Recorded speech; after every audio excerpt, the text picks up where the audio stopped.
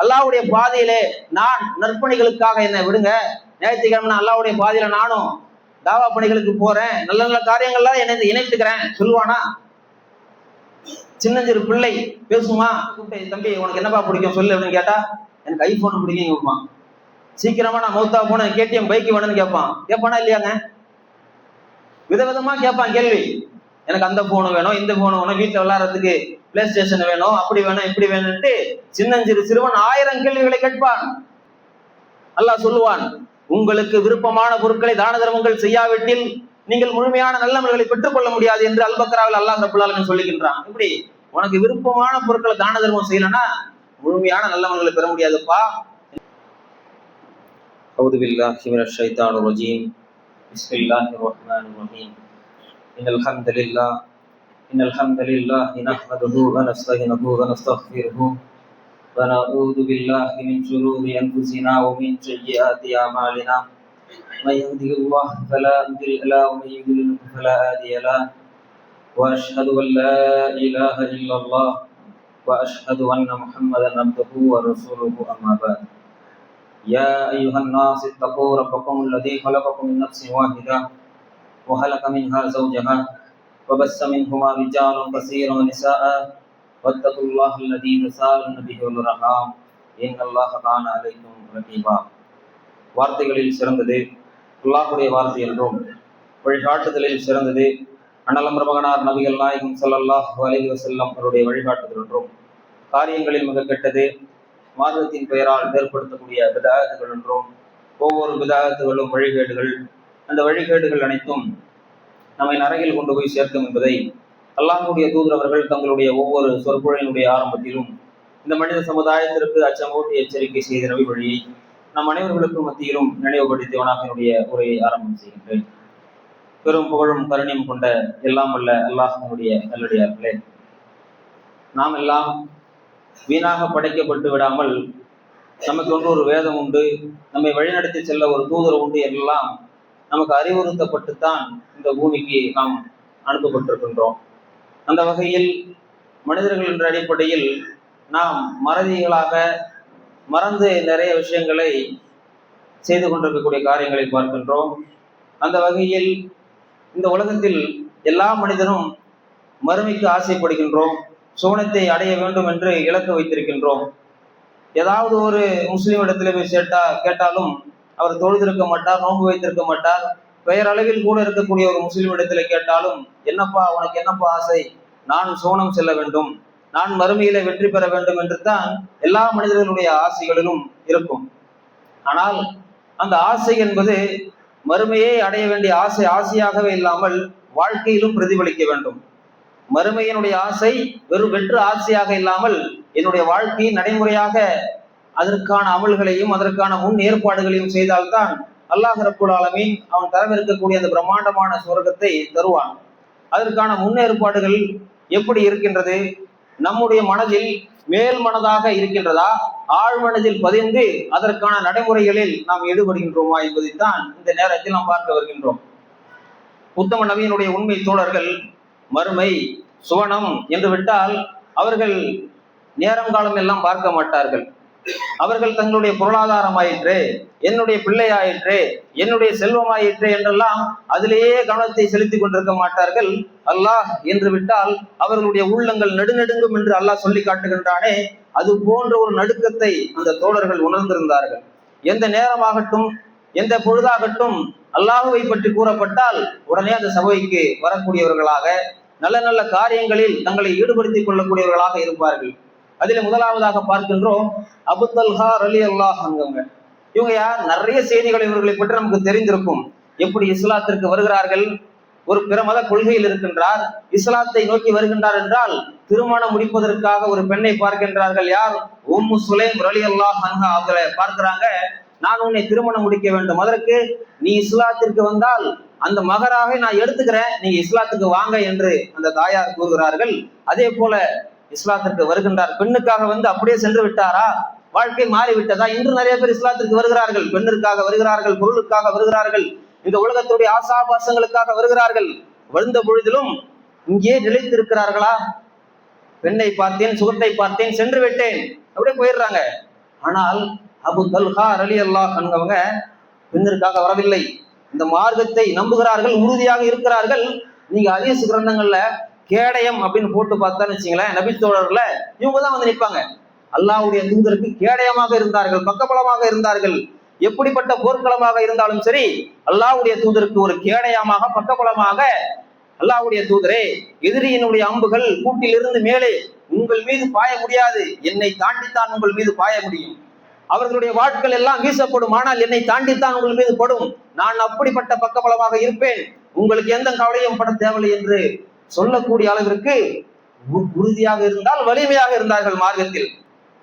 அல்லாஹ் சொல்லுவான், உங்களுக்கு விருப்பமான பொருட்களை தான தர்மங்கள் செய்யாவிட்டில் நீங்கள் முழுமையான நல்லவர்களை பெற்றுக் கொள்ள முடியாது என்று அல்பக்ராவில் அல்லாஹ் ரப்பல் ஆலமீன் சொல்லுகின்றான். இப்படி உனக்கு விருப்பமான பொருட்களை தான தர்மம் செய்யலன்னா முழுமையான நல்லவர்களை பெற முடியாதுப்பா என்று சொன்ன உடனே, தனக்கு விருப்பமான பைருகா அல்லது பைருகா என்ற தோட்டம், அந்த தோட்டத்தையே தானமாக வழங்குகிறார்கள் என்றால், பல லட்சம் மதிப்பான தோட்டம், அவருடைய இறைப்பாறக்கூடிய தோட்டம், நல்ல சுவையான நீர் இருக்கக்கூடிய தோட்டம், அல்லாஹ் சொல்லிவிட்டானே, உங்களுக்கு விருப்பமான பொருட்களில் இருந்து தான தர்மம் செய்யுங்கள், எனக்கு விருப்பமான பொருள் என்னுடைய தோட்டம் இருக்குது, அல்லாஹ்வுடைய பாதையில் அர்ப்பணம் என்று கொடுத்தார்களே. இப்படிப்பட்ட தோழர் அபு தல்ஹா ரலியல்லாஹு அன்ஹு. இரண்டாவது, இப்படியே உங்க காலம் அப்படியே போயிருதா, வந்தாங்க இருந்தாங்க போனாங்க, அப்படி இல்லை, பல தியாகங்கள் செய்கிறார்கள். அவர்களுடைய இறுதி கட்டம், மரண தருவாயில், கடைசி நேரம், வயது முதிர்ந்து விட்டது. அல்லாஹ் 9வது அத்தியாயம் சொல்லி காட்டுகின்றான், அல்லாஹ்வையும் மறுமையும் நம்பி இருக்கக்கூடிய மக்கள் போருக்கு வராமல் இருப்பதற்காக அவகாசம் கேட்க மாட்டார்கள். எப்படி? அல்லாஹ்வையும் மறுமையை நம்பி இருக்கக்கூடிய மக்கள் அந்த காரணம் சொல்லுவேன், இந்த காரணம் சொல்லுவேன், நான் வரமாட்டேன் இப்படிலாம் சொல்ல மாட்டாங்க, வருவாங்க போருக்கு. அப்படிப்பட்ட வசனங்கள் இறக்கப்படுகிறது, போர் அந்த நேரத்தில் அறிவிக்கப்படுகின்றது. யார் இந்த தோழர்? போர் வருது, பிள்ளைங்க வாப்பா நீங்க போவானா, நீங்க எப்படியாப்பட்ட ஆளு, அல்லாஹ்வுடைய தூதருடைய காலத்திலேயே நீங்க பயணிச்சிருக்கீங்க, நல்ல போர்கள்லாம் செஞ்சிருக்கிறீங்க, அதுக்கப்புறம் அபூபக்கர் ரலியல்லாஹு அன்ஹுடைய காலத்திலேயே இருந்திருக்கிறீங்க, நிறைய தியாகங்களை செஞ்சிருக்கிறீங்க, உமர் ரலியல்லாஹுடைய காலத்திலையும் அப்புறம் இருந்திருக்கீங்க, நல்ல உடல் வலிமையாக மக்களுக்காக போராடி இருக்கிறீங்க, இந்த நேரத்தில் நீங்க ஏன் போக வேண்டும், நாங்கள் பார்த்துக் கொள்கின்றோம் என்று பிள்ளைகள் சொல்கின்றார்கள். இல்ல, அந்த வசனம் அவரை தடுக்கிறது. அல்லாஹ் சொல்றானே, அவங்க காரணம் கேட்க மாட்டாங்க, போருக்கு போகாம இருக்கிறதுக்கு காரணம் கேட்க மாட்டாங்க, அல்லாஹ்வை மறுமையை நம்பிய மக்கள் அப்படின்னு சொன்ன உடனேயே, நான் போருக்கு போகிறேன்ப்பா, அதுக்கான ஏற்பாடை ஆயத்தப்படுத்துங்கள் பிள்ளைக்கு சொல்றாங்க. போர் சாதாரணமாக இருக்குமா? சாதாரணமாக அப்படியே பூ மேல அப்படியே ரத்தன கம்பளங்கள் வரவேற்கப்படுமா? இல்லையே. கடுமையான நேரம், வெட்டுப்படலாம், குத்துப்படலாம், தன்னுடைய உயிரையே நீர்க்கலாம்.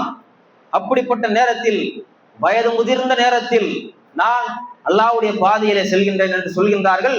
பிள்ளைகளும் அதற்கு சரி, அதுக்கான ஏற்பாடுகளை செய்கிறார்கள். கப்பல் வழி பயணம், கடல் வழி பயணம், கப்பல்ல தான் போக முடியும், அப்படிப்பட்ட ஒரு பயணம்.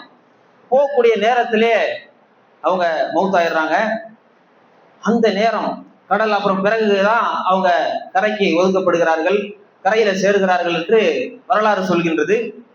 அபுல் ஆலா என்று சொல்லப்படக்கூடிய இந்த வரலாற்று நூட்கள்ல பார்க்கிறோம் இப்படிப்பட்ட ஒரு வரலாறு. என்ன இதுல இருந்து நமக்கு படிப்பினை வருகின்றது? வந்தோம் போனோம் அப்படின்லாம் இல்லாம, மறுமையை ஒரு மனிதன் உள்ளத்தில் ஆழமாக நம்பி விட்டான் என்று சொன்னால், வயது பெரியதாக தெரியாது, வாலிபம் என்று தெரியாது, சுவனம் தான் அவனுக்கு இலக்கு என்று சொன்னால், இப்ப நிறைய பேர் பாக்குறோமே, என்ன பாய் காணோம், எப்படி எல்லாம் இந்த ஜமாத்துல இருந்தீங்க, போனீங்க வந்தீங்க, எவ்வளவு தியாகங்களை எல்லாம் செய்தீர்களே, இல்லாம போயிட்டீங்களே பாய், என்ன வயசாயிருச்சு பாய், எனக்கு முடியல சொல்றாங்களா இல்லையா? எங்கெங்கயோ இருந்தீங்களா, என்னப்பா வேலை பாய், முன்ன மாதிரிலாம் கிடையாதுண்ணா. இருந்த இடம் தெரியாமல் மாறி விடுகிறார்கள், அவர்களுடைய தடம் தெரியாமல் போய் விடுகிறார்கள். என்ன காரணம்? உறுதியான முறையில் அல்லாஹ்வை நம்பி இருந்தால், மறுமையை நம்பி இருந்தால், அவர்களுக்கு வயது பெருசாக தெரியாது, இளமை பெருசாக தெரியாது, அல்லாஹ்வுடைய பாதையில் என்று சொல்லிவிட்டால் அர்ப்பணம் தான், அவருடைய வாழ்க்கையே அர்ப்பணம், அவர்களுடைய உயிர் அர்ப்பணம், எல்லாத்தையும் அல்லாஹ்வுடைய பாதையில் அவர்கள் செல்வார்கள், துறந்து விட்டு போவாங்க. அல்லாஹ்வை உறுதியாக நம்பி இருக்கக்கூடிய மக்கள், சுவனத்தை உண்மையாக நேசிக்கக்கூடிய மக்கள், வார்த்தைகளால் அல்ல வாழ்க்கையில் நடைமுறைப்படுத்திய மக்கள்.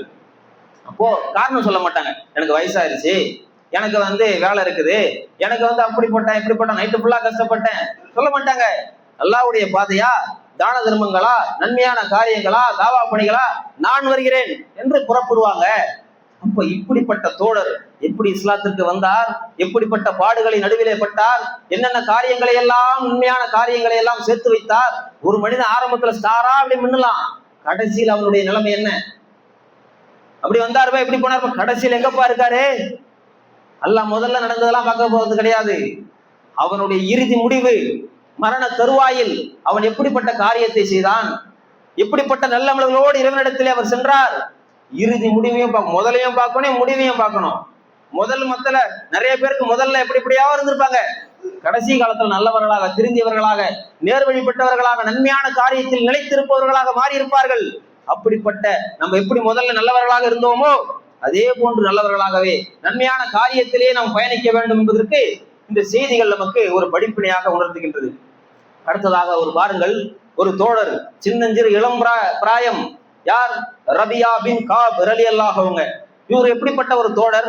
அல்லாஹ்வுடைய தூதர் உது செய்ய தண்ணீர் எடுத்துக்கொண்டு உது செய்து கொண்டிருக்கின்றார்கள்.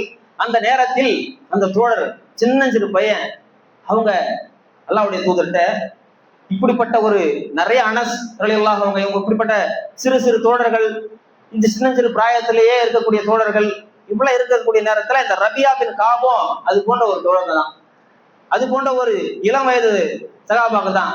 இவங்க அல்லாஹ்வுடைய தூதர் கேட்கிறாங்க, எப்பா உனக்கு என்ன வேணாலும் கேளுங்க. எப்படி வார்த்தையை பாருங்க, தம்பி உனக்கு என்ன வேணாலும் கேளுப்பா, நான் தரேன் அப்படின்னு சொல்றாங்க. அதுக்கு ரபியா பின் காபு அவங்க, நான் யோசிச்சு சொல்றேன் அல்லாஹ்வுடைய தூதரே சொல்றாங்க. பிறகு நாட்கள் கழிகின்றது, கேட்கின்றார்கள், அல்லாஹ்வுடைய தூதர் என்ன யோசிச்சிட்டீங்களா? யோசிச்சாச்சு. இந்த அழியக்கூடிய உலகத்துல நான் எதையும் கேட்க விரும்பல அல்லாஹ்வுடைய தூதர்.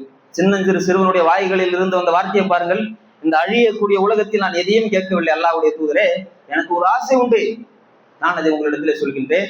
மறுமை நாளில் செல்ல வேண்டும், நரக நெருப்பிலிருந்து நீங்கள் என்னை காப்பாற்ற வேண்டும். இப்படிப்பட்ட ஒரு கோரிக்கை வைத்த உடனே அல்லாஹ்வுடைய தூதர், எப்பா உன்கிட்ட யாராவது சொல்லி கொடுத்து கேட்கிற இல்ல நீனா கேட்கறியா? இல்ல அல்லாஹ்வுடைய தூதர், நானே தான் கேட்கிறேன். இந்த வார்த்தை எப்படி வரும்? சின்னஞ்சிறு பிராயம், இப்ப நம்மள்கிட்ட பையன்கிட்ட கூப்பிட்டு, தம்பி உனக்கு என்னப்பா பிடிக்கும் சொல்லு அப்படின்னு கேட்டா, எனக்கு ஐபோன் பிடிக்கும் கேட்பான். சீக்கிரமா நான் மௌத்தா போன கேடிஎம் பைக் வேணும்னு கேட்பானா இல்லையாங்க? விதவிதமா கேட்பான் கேள்வி. எனக்கு அந்த போனு வேணும், இந்த போனு வேணும், வீட்டுல விளையாடுறதுக்கு பிளே ஸ்டேஷன் வேணும், அப்படி வேணும், இப்படி வேணும்ட்டு சின்னஞ்சிறு சிறுவன் 1000 கேள்விகளை கேட்பான். உலகத்தினுடைய விஷயங்களுக்காக கேட்பான், மறுமையினுடைய விஷயங்களுக்காக கேட்பானா? அதான் உங்க வீட்டுல திருக்குறான் இல்லை, இன்னைக்கு வாங்கி கொடுங்க, நல்ல பிள்ளைய நான் மாறணும், நல்லா படிக்கணும், நான் ஆஃபிலா ஆக வேண்டும், திருக்குறானை சரளமான முறையில நான் ஓத வேண்டும், அழகான கிராத்தோடு உச்சரிப்போடு நான் ஓத வேண்டும், அல்லாஹ்வுடைய பாதையிலே நான் நற்பணிகளுக்காக என்னை விடுங்க, ஞாயிற்றுக்கிழமை நான் அல்லாஹ்வுடைய பாதையில நானும் தாவா பணிகளுக்கு போறேன், நல்ல நல்ல காரியங்கள்லாம் என்னை இணைத்துக்கிறேன் சொல்லுவானா? சின்னஞ்சிறு பிள்ளை பேசுமா? இந்த உலகத்தினுடைய ஆசைகளை 1000 கேட்கும். ஆனால் மறுமையை பற்றி கேட்டாரே ரபியா பின் காப் ரலியல்லாஹு அன்ஹு, எப்படிப்பட்ட வளர்ப்பு, பிள்ளை வளர்ப்பு பார்த்தீங்களா? எப்படிப்பட்ட தாய் தந்தை அவர்களை எப்படி வளர்த்திருக்கிறார்கள் பார்த்தீர்களா? இன்றைய காலகட்ட சூழ்நிலையில் நமக்கு தேவை. பிள்ளைகள் எப்படியெல்லாம் சீரழிஞ்சு போறாங்க. கடைசியில் சொல்றேன், இந்த காலகட்டத்துல எத்தனை உயிர்கள் போகுது தவறான பாதையில போகக்கூடிய நேரத்துல. அப்போ பிள்ளை மறுமையை நோக்கி வந்து விட்டால் தந்தை அப்படித்தானே ஆசைப்படுவாரு, நான் குடும்பமாக என்னோட மனைவியோடு என்னுடைய பிள்ளைகளோடு நான் சுவனம் செல்ல வேண்டும் இறைவா, அதற்காக நேர்வழி எங்களுக்கு கொடு, அதுக்குப்பட்ட அப்படிப்பட்ட காரியங்களை எல்லாம் எங்களுக்கு வழிகாட்டு. எத்தனை இறை தூதர்கள் கேட்டார்களே, எனக்கு கண் குளிர்ச்சியை கொடு கேட்டாங்களா இல்லையா? இப்ராஹிம் நபி அவங்க கேட்டாங்களா இல்லையாங்க? என்னுடைய மனைவியிலும் என்னுடைய பிள்ளைகளிலும் கண் குளிர்ச்சி ஏற்படுத்துங்க. அப்படிப்பட்ட கண் குளிர்ச்சி எப்படி வரும்? என்னுடைய பிள்ளை அமெரிக்கால இருக்கிறான், என் பிள்ளை அங்க இருக்கிறான், இங்க இருக்கிறான், இந்த உலகத்துல வேண்டுமானாலும் பெருமையா இருக்கும். அப்படியா, அப்படி படிச்சுட்டாரா, அப்படி இருந்துட்டாரா, இவ்வளவு பணம் சம்பாதிக்கிறாரா, சம்பாதிக்கட்டும் தவறு கிடையாது, போகட்டும் தவறு கிடையாது. தாயை மறந்து விடுகிறானே, தந்தையை மறந்து விடுகிறானே, உற்றார் உறவினர் எல்லாம் தெரியாமல் மௌத்து கூட வரமாட்டேங்கிறானே, மார்க்கம் தெரியாமல் சென்று விடுகிறானே. உண்மையான முறையிலே ஒரு மார்க்கம் தெரிந்த பிள்ளையாக வளர்த்திருந்தால், மறுமையை ஆசையாக கொண்டு பிள்ளையை வளர்த்திருந்தால் தவறு விடுவானா? நம்ம எதிர்த்து பேசுவானா? நேர்வழியை விட்டு விலகி போவானா? இந்த உலகம்தான் வாழ்க்கை என்று வாழ்ந்து விடுவானா? இந்த உலகத்தில் எதை வேண்டுமானாலும் இழக்கலாம், ஆனா மறுமைக்காக எதையும் என்ன செஞ்சிடக்கூடாது. மறுமையே நம்ம இழந்துட்டா, இந்த உலகத்துல பணத்தை இழக்கலாம், பதவிகளை இழக்கலாம், உயிர்களை இழக்கலாம், மறுமையை இழந்துட்டால், மறுமையில் இருக்கக்கூடிய சூனத்தை இழந்துட்டால் அதுதான் அந்த தோழர்களுக்கு கவலையாக இருந்தது. உத்தம நபியினுடைய உண்மை தோழர்களுக்கு எனக்கு மர்மம் வாயிலிடக்கூடாது, மறுமையில நான் தோத்து போயிடக்கூடாது, மறுமையாக ஆகிவிடக்கூடாது, சூனம் எனக்கு கிடைக்காம போயிடக்கூடாது, எப்படியாவது நான் சூனத்திற்கு வர வேண்டும். அல்லாஹ்வுடைய தூதர் இடத்துல மக்கள்லாம் நிறைய பேர் வந்து அல்லாஹ்வுடைய தூதரே வீடு ஒழுவுது, தண்ணியா இருக்குது, மழையா இருக்குது, காசு இல்லை, வறுமை, அப்படிலாம் வந்து அதிகமாக கேட்டு நம்ம பார்க்க முடியாது. வரலாற்று செய்திகள்ல என்ன கேட்பாங்க? உங்களுக்கு முன்னால் நான் மரணித்து விட்டாலோ, எனக்கு முன்னால் நீங்கள் மரணித்து விட்டாலோ, ரெண்டு பேரும் மறுமையில ஒன்னா இருக்கலாமா? வார்த்தையை பார்த்தீங்களா? அல்லாஹ்வுடைய தூதரே சபையில பாக்குற மக்கள்லாம், மக்கள்லாம், உங்களுக்கு முன்னாடி நான் மௌத்தா போயிட்டாலோ, எனக்கு முன்னாடி நீங்க மௌத்தா போயிட்டாலோ, ரெண்டு பேரும் மறுமையில ஒன்னா இருக்க முடியுமா? கேள்வியை பார்த்தீங்களா?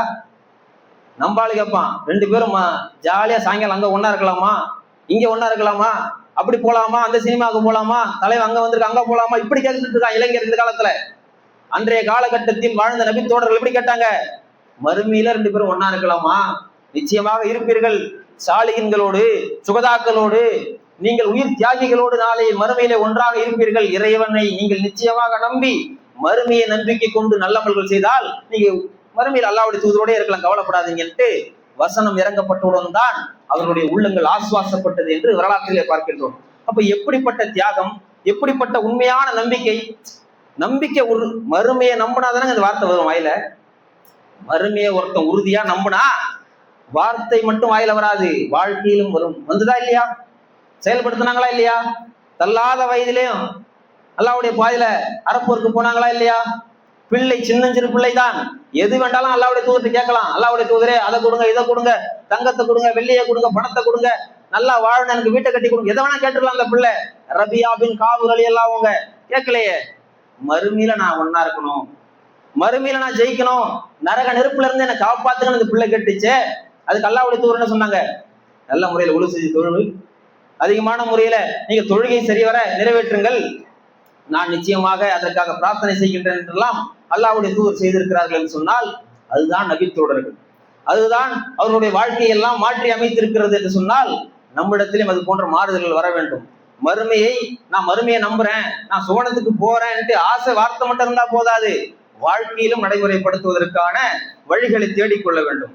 நல்ல அமல்களிலே நம்முடைய வாழ்க்கையிலே அதிகமான முறையில ஈடுபட வேண்டும் என்பதற்கு இந்த செய்தி பார்க்கிறோம். அதே போன்று ஒரு தோழர் உஹது போர், அம்ர் பின் ஜுமூஹ் ரலியல்லாஹு அவங்க, இவங்க யாரு? இவங்களுடைய பிள்ளை யாரு? எப்படி எல்லாம் இந்த இஸ்லாத்துக்காக விரோதமாக செயல்பட்டு இருக்கானே அபுல் அபு போன்றவங்கலாம், அபுல் அபு போன்றவர்களை எல்லாம் நான் வந்து விட்டணும். சின்னஞ்சிறு பிள்ளைகள், அல்லாஹ்வுடைய தூதரே வந்து எதிர்த்து பேசுறானா, விடக்கூடாது. சின்னஞ்சிறு பிள்ளைகள் தான் அவர்கள் கதையை முடித்தார்கள் என்பது வரலாறு. இவர்களுடைய தந்தை அம்ர் பின் ஜுமூஹ் ரலியல்லாஹு அவங்க, இவங்க சொல்றாங்க, அவருக்கு கால் வர குறைபாடு உள்ள ஒரு தோழர், கால் இல்லை அவங்களுக்கு. இந்த நேரத்துல சொல்றாங்க, உஹது போர் நடக்க போது நான் கலந்துக்கணும் அப்படிங்கிறாங்க. எப்படி? கால் இல்லாத ஒரு தோழருங்க, அம்ர் பின் ஜுமூஹுங்க, நான் இந்த போர்ல கலந்துக்கணும், அப்போ கலந்துக்கிறேன். அல்லாஹ்வுடைய தூதர் சொல்றாங்க கலந்துக்கலாம்ப்பா. அப்போ அவங்க தோழர் சொல்றாங்க, எங்களுக்கு ஒரே ஒரு ஆசை, அது நிறைவேற்றணும் அல்லாஹ்வுடைய தூதரே, நான் இப்ப கால் இல்லாம இந்த இடத்துல இருக்கிறேன், நான் ஒரு வேளை போர்க்களத்துல ஈடுபட்டு நான் கொல்லப்பட்டா மறுமையில எனக்கு கால் கிடைக்குமா? அவருடைய ஆசையை பார்த்தீங்களா? மறுமையில எனக்கு கால் கிடைக்குமா? இந்த உலகத்தில் வேண்டுமானாலும் லட்சணம் இல்லாமல் இருக்கலாம், இந்த உலகத்தில் வேண்டுமானாலும் பணம் இல்லாமல் இருக்கலாம், இந்த உலகத்தில் வேண்டுமானாலும் எனக்கு கால் கை இல்லாமல் இருக்கலாம், மறுமையில் எனக்கு இருக்குமா? மறுமையில் நான் வெற்றி பெற்று விட வேண்டுமே. நம்பணும் இல்லைங்க, மறுமையை நம்பக்கூடிய நம்பிக்கைன்னா இதுதான் நம்பிக்கை. எப்படி கேட்டாரு பார்த்தீங்களா கேள்விய? மறுமையில எனக்கு கால் இல்லை, மறுமையில எனக்கு நல்ல முறையில் தோற்றம் நல்லா கொடுப்பானா? நிச்சயமாக கவலைப்படாத, உனக்கு தோற்றம் சரிவர அமைக்கப்படும், உனக்கு நல்ல காலோடு நீ வருவப்பா மறுமையில அப்படின்னு சொல்றாங்க. அதே போன்று அவர்கள் போர்க்களத்துக்கு செல்கிறார்கள், உயிரை விடுகின்றார்கள். இது எப்படிப்பட்ட வரலாறு, எப்படிப்பட்ட தியாகம்! வார்த்தைகளால் அல்ல, வாய்களால் அல்ல, வாழ்க்கையிலே காட்டினார்கள் நபி தோழர்கள். மறுமை நம்பிக்கை என்றால் நானும் முஸ்லிம், நானும் தௌஹீத்வாதி, எனக்கும் மறுமை நம்பிக்கை உண்டு, இப்படி அல்ல. மறுமையை நம்பிக்கை என்றால் வாழ்க்கையிலும் காட்ட வேண்டும்.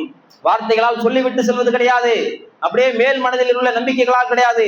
ஆழ் மனதில் இருந்து வந்தால் உண்மையாக அவன் வாழ்க்கையில் செயல்படுத்துவான். நல்ல அமல்களிலே அவன் ஈடுபடுவான். நன்மையான காரியங்களிலே அல்லாஹ்வுடைய பாதையில் வாரி வழங்குவான். அப்படிப்பட்ட தியாகத்திற்கு சொந்தக்காரர்களாக அம்ரு இப்னு ஜுமூஹ் ரலியல்லாஹு அன்ஹு தங்களுடைய வாழ்க்கையை அப்படியே குளம் போட்ட தங்கங்களாக வார்த்தெடுக்கின்றார்கள். மரண நேரம் எப்படிப்பட்ட நேரம், அதுதான் எப்படிப்பட்ட நேரத்துல கூட கால் இல்ல கையில பரவாயில்ல, மறுமையில எனக்கு எதுவுமே இல்லாம ஆயிடக்கூடாது, மறுமையில நான் கை சதப்பட்டவனாக இடக்கூடாது. இந்த உலகத்துல வேண்டுமானால் எதை வேண்டாம் நான் எழுந்துருவேன், ஆனா நான் வறுமையை இழக்க மாட்டேன். இப்படிப்பட்ட உறுதி நம்மிடத்திலே வர வேண்டும். எதை வேண்டுமானாலும் இழப்பேன், மறுமையை இழந்து விட மாட்டேன் என்ற ஒரு தியாக சிந்தனை நமக்கு வர வேண்டும். உறுதியான முறையிலே அல்லாஹ்வும் அல்லாஹ்வுடைய தூதரையும் நம்பிக்கை கொண்ட மக்களாக நாம் இருக்க வேண்டும் என்பதற்காக இந்த செய்தியை பார்க்கின்றோம். அதே போன்று பாருங்கள், அல்லாஹ்வுடைய தூதரிடத்துல இன்னொரு தோழர் மறுமை சம்பந்தமாக கேள்விகள் எல்லாம் கேட்கின்றார்கள். எப்படி மறுமை நாள் எப்போது வரும் அல்லாஹ்வுடைய தூதரே? அப்பா நம்மள்டே நிறைய பேர் கேட்போம், மறுமை எப்போ வரும்? சரி, மறுமைக்காக நீ என்ன சேர்த்து வைத்திருக்கிற? அல்லாஹ்வுடைய தூதர் கேட்கிறாங்களா இல்லையா? அது மறுமை வர்றது இருக்கட்டும்பா, மறுமைக்காக நீ என்ன சேர்த்து வைத்திருக்கின்றாய்? அல்லாஹ்வும் கேட்கின்றான். ஒவ்வொரு ஆத்மாவும், மரணிக்கக்கூடிய ஆத்மாவும், ஒவ்வொரு நப்சும் என்ன மறுமைக்காக சேர்த்து வைத்திருக்கின்றது, என்ன முற்படுத்தி வைத்திருக்கின்றீர்கள்? அல்லாஹ் கேட்கின்றான் அவனுடைய அருள்மறையாம் திருமறையில. இந்த உலகத்தில் காசுகளை நாம் முற்படுத்தி வைத்திருப்போம், சேர்த்து வைத்திருப்போம், நிறைய லேண்ட் வாங்கி போட்டிருப்போம், இடத்த வாங்கி போட்டிருப்போம், நிறைய பேங்க் அக்கௌண்ட்ல பேலன்ஸ் இருக்கும். அல்லாஹ் ரப்புல் ஆலமீன் நாளை மறுமையில என்னப்பா வச்சிருக்கிற, எவ்வளவு பூந்துமல் நிறைய இடம் இருக்கா, இப்படி கேட்க போறது கிடையாது. அல்லாஹ்வுக்காக, அல்லாஹ்வுடைய மார்க்கத்திற்காக, உன்னுடைய நாளை உன்னுடைய வெற்றிக்காக நீ என்ன சேர்த்து வைத்தது உண்டு? உன்னுடைய மரணத்திற்கு பிறகு உள்ள வாழ்க்கைக்கு நீ என்ன சம்பாதித்து வச்சிருக்கிற, சேர்த்து வச்சிருக்கிற? மறுமையில உறுதியாக நம்பக்கூடிய மனிதன் சேர்த்து வைக்கணுமா இல்லையாங்க? அதிகமான நன்மையை சேர்த்து வைக்க வேண்டுமே. இந்த உலகத்தில் பொருளாதாரத்தில் பின்தங்கி இருந்தால் அவனை பார்த்து நம்ம சொல்லுவோம், காசு இல்லை இவர்கிட்ட, ஏழை, ஒண்ணும் கிடையாது, இவர்கிட்ட எப்படிப்பட்ட விஷயம்தான் இருக்குது அப்படின்னு இந்த உலகத்தை பார்த்தாலும் கணக்கு போட்டுருவோம். மறுமையை உறுதியாக நம்பி இருக்கக்கூடிய மக்களுக்கு அல்லாஹ் ரப்புல் ஆலமீன் எதை கொண்டு நிறுப்பான்? காசை எடை போட்டு பாய் நல்லா சம்பாதிச்சிருக்காரு நிறுத்திடுவானா? ஒரு அணு அளவு நன்மை செய்தாலும் அதை மறுமையில் காண்பார், ஒரு அணு அளவு தீமை செய்தாலும் மறுமையிலே காண்பார் என்று அல்லாஹ் சொல்லி காட்டுகின்றானே. நன்மை இருக்கணும், நன்மையினுடைய தராசுகள் யாருக்கு கனமாக இருக்கின்றதோ அவர்கள் தான் நாளை மறுமையில வெற்றி பெற முடியும். கால்கள் நகராதுங்கிறான் அல்லாஹ். சிராத்துல் முஸ்தகின் பாலத்துல நன்மைகள் கனமாக அதிகமாக இருக்கக்கூடியவர்கள் வேகமாக போவாங்க, கம்மியா இருக்கிறவங்க கால்கள் நகராது. அந்த நேரத்தில் மனிதனுடைய புலம்பல்கள் எல்லாம் பயன் தராது, வெற்று கூச்சலாக மாறிவிடும். அப்போ இந்த தோழர்கள் எல்லாம் எப்படி நம்பிக்கை கொண்டிருந்தார்களோ, அல்லாஹ்வை பற்றி கூறப்பட்டால், அந்த மார்க்கத்தை பற்றி கூறப்பட்டால், நாளை மறுமையை பற்றி கூறப்பட்டால், சுவனத்தை பற்றி கூறப்பட்டால், நன்மைக்கு எப்படியெல்லாம் போட்டி போட்டு அல்லாஹ்வுடைய பாதையிலே அவர்கள் பயணித்தார்களோ அது போன்ற சிந்தனையை நாம் வளர்த்துக் கொள்ள வேண்டும். நம்முடைய பிள்ளைகளையும் அந்த மார்க்கத்தில் நல்ல முறையில உருவாக்கினால் அந்த பிள்ளை நாளை நம்மை மறுமைக்கு அவர்களே கையால் கூட்டி செல்லக்கூடிய பாக்கியத்தை எல்லாம் உள்ள இறைவன் நமக்கு தந்தரள வேண்டும் என்று கூறி என்னுடைய முதல் உரையை தெரிவிச்சுக்கிறேன்.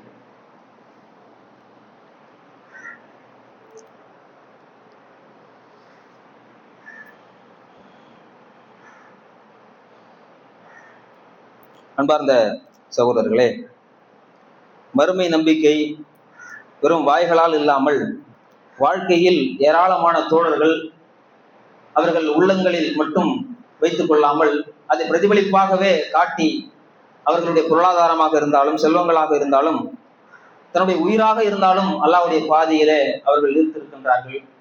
உண்மையான முறையிலே மறுமையை நம்பியதனுடைய விளைவாக ஏராளமான தியாகங்களை எல்லாம் செய்ததனுடைய விளைவாகத்தான் நாம் எல்லாம் இந்த நேரத்தில் இந்த மார்க்கத்தை அறிந்தவர்களாக இந்த நேரத்தில் அமர்ந்து கொண்டிருக்கின்றோம். இந்த வாழ்க்கை வரலாறுகளை எல்லாம் பார்த்தோம். பிள்ளை வளர்ப்பில முக்கியமாக இளைஞர்களுடைய விஷயங்கள் இன்று இந்த உலகத்தில் நாளுக்கு நாள் மோசமாக சென்று கொண்டிருக்கின்றது. இளைய பருவத்தில் இருக்கக்கூடியவன் சினிமா மோகத்தில் மூழ்கி விடுகிறான். தாய் தந்தையை மதிப்பது கிடையாது. எனக்கெல்லாம் மேல என் தலைவன் தான் இருக்கின்றான் என்று சினிமா கூத்தாடிகளை ரோல் மாடலாக கொண்டிருக்கின்றான். கடந்த சில நாட்களாகவே ஒரே பரபரப்பாக மொபைல் போன்களை திறந்தாலே, சமூக வலைதளங்களை திறந்தாலே என்ன வருகின்றது? கரூரிலே 41 பேர்கள் இறந்து விட்டார்கள். அதுல பெண்கள் பாதி, சிறுவர்கள் பாதி, சிறுமியர்கள் பாதி என்று அதிகமான மக்கள் உயிரிழந்து விட்டார்கள். என்ன காரணம்? ஒரு சினிமா நடிகனுக்காக, ஒரு கட்சிக்காக, ஒரு கட்சியினுடைய கொடிக்காக, இதனுடைய பேருக்காக நான் தான் அடுத்த சிஎம் இப்படியெல்லாம் சொல்லி மக்களை மூளை செலவை செய்தவன், சினிமா வசனங்களை பேசியவனை நம்பி ஏராளமான, அதுல முஸ்லிம்களும் அடங்கும். ஏன் சாமியை பார்க்க போயிட்டேன் ஒரு பொம்பளை சொல்லுது, புர்கா போட்டிருக்கு, அதுல இறந்ததுல ஒரு பெண்ணும் முஸ்லிம் பெண்ணாக இருக்கின்றது என்பது நம்முடைய நெஞ்சங்களை எல்லாம் பதற வைக்கின்றது. இஸ்லாமிய சமுதாயம் இது போன்ற ஒரு தரிகட்டத்தனமாக போய்விட்டது. இஸ்லாமிய சமுதாயம் மறுமையை நம்பாதனுடைய விளைவாக இப்படி கீழ்த்தரமான செயல்களுக்கு எல்லாம் ஈடுபட்டு பெயரில் மட்டும் அப்துல்லாஹாவாக இருக்கலாம், பாத்திமாக இருக்கலாம், அல்லாவிடத்தில் இதெல்லாம் ஏற்கப்படுமா? நான் பெயர் தாங்கி முஸ்லீமாக வாழ்ந்தேன், எனக்கு சுவனத்தை தா, மறுமையை தா, கேட்க முடியுமா? அல்லாஹ் தந்து விடுவானா? அப்போ பிள்ளைகள் ஒழுங்காக வளர்க்க முடியாத ஒரு சூழ்நிலை, தரிகட்ட ஒரு சூழ்நிலை, மார்க்கத்தை அறிந்து கொள்ளாத ஒரு நிலைக்குத்தான் இப்படி போய் என்ன செஞ்சிடறாங்க, அவனை பார்க்க போற இவனை பார்க்க போறேன்னு கூட்டத்துல முண்டியடித்து எத்தனையோ மக்கள் பிணக்குவியல்களாக அந்த கரூர் நகரமே மாறி இருக்கின்றது என்பது கல் நெஞ்சையும் கரைக்கக்கூடிய அளவிற்கு இந்த மரண செய்திகள் நாளுக்கு நாள் நமக்கு வந்துகிட்டு இருக்குது. இப்ப இதையெல்லாம் போக்கக்கூடிய விதமாக தமிழ்நாடு தௌஹீத் ஜமாத்தின் சார்பாக மாபெரும் இளைஞர் எழுச்சி மாநாடு இன்ஷா அல்லாஹ் வரக்கூடிய ஞாயிற்றுக்கிழமை மதுரையில் வண்டியூர்ல பெரிய அளவில் பிரம்மாண்டமாக நடத்தப்பட்டு கொண்டிருக்கின்றது, நடத்தவிருக்கிறார்கள்.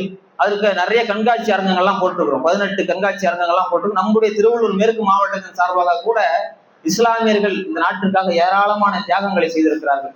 அந்த இஸ்லாமிய மறைக்கப்பட்ட வரலாறுகள் அதையெல்லாம் எடுத்து சொல்லக்கூடிய கண்காட்சி அரங்கங்கள்லாம் போடப்பட்டிருக்கின்றது. இன்னும் விழிப்புணர்வு நிகழ்ச்சிகள்லாம் நடத்தப்பட இருக்கின்றது. வரக்கூடிய பிள்ளைகள் சமுதாயத்தில் நம்மலாம் என்னது புள்ள 10வது படிச்சானா போதும், அவனை அப்படியே வெளிநாட்டுக்கு அனுப்பிச்சு வேலைக்கு அனுப்பிச்சு விடுன்னு சொல்லி நிறைய மக்கள் படிக்க வைக்கிறது கிடையாது. அப்போ கல்வியில பின்தங்கி இருக்கக்கூடிய மாணவர்கள் எப்படி அவனை முன்னாடி கொண்டு வரலாம், ஏஐ டெக்னாலஜி, நவீன டெக்னாலஜி எல்லாம் எப்படி அவனுக்கு தெரியப்படுத்துவது போன்ற ஏராளமான கல்வி குறித்து முக்கியமான அரங்கங்களை எல்லாம் காலையில 11 மணிலிருந்தே 3 மணி வரை, மதியம் 3 மணி வரை அவர் கல்விக்காக என்னென்ன கேள்வி எல்லாம் நீ கேட்கலாம், வேலை வாய்ப்பு அடுத்தது என்ன படிக்கலாம், எங்கு படிக்கலாம், அடுத்த வேலை வாய்ப்பு எப்படி இவருக்கு கிடைக்கும், அரசு வேலை எப்படி போறது, இது போன்ற நல்ல நல்ல விஷயங்களை எல்லாம் சமுதாயத்தினுடைய அக்கறை கொண்டு தமிழ்நாடு தௌஹீத் ஜமாத்தின் சார்பாக மாபெரும் இளைஞர் எழுச்சி மாநாடு ஏற்பாடு செய்யப்பட்டிருக்கின்றது. நாம் எல்லாம் குடும்பத்தோடு பிள்ளைகளோடு எல்லாம் அந்த நிகழ்ச்சியை கலந்து கொள்ளக்கூடிய வாய்ப்பை எல்லாம் உள்ள இறைவன் ஆக்கி அருள் புரிவானாக என்று கூறி என்னுடைய உரை நிறைவு செய்கின்றேன். வாழ்த்துதவன் அல்ஹம்துலில்லாஹி ரப்பில் ஆலமீன். அஸ்ஸலாமு அலைக்கும் வரஹ்மத்துல்லாஹி வபரகாத்துஹு.